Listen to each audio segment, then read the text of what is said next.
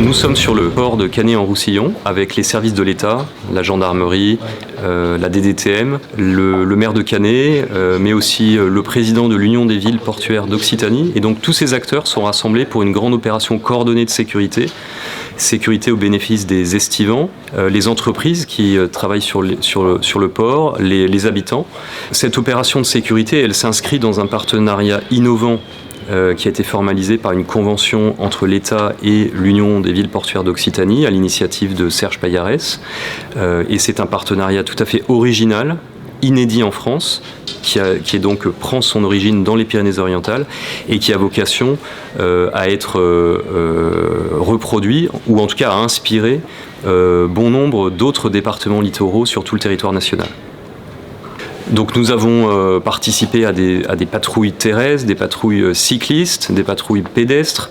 Nous avons participé également au contrôle de navires, d'embarcations, avec des fouilles qui ont été faites pour vérifier par exemple qu'il n'y avait pas de drogue ou de produits stupéfiants.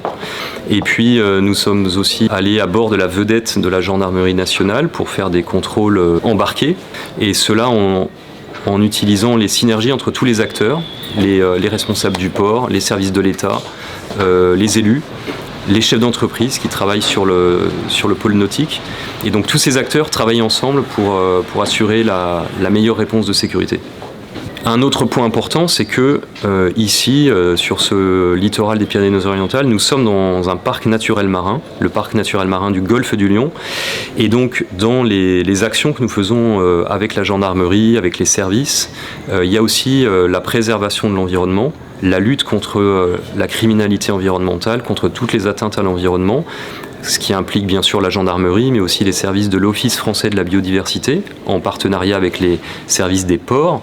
Et donc préserver la biodiversité, ça fait aussi partie des objectifs de ce partenariat inédit en matière de sécurité.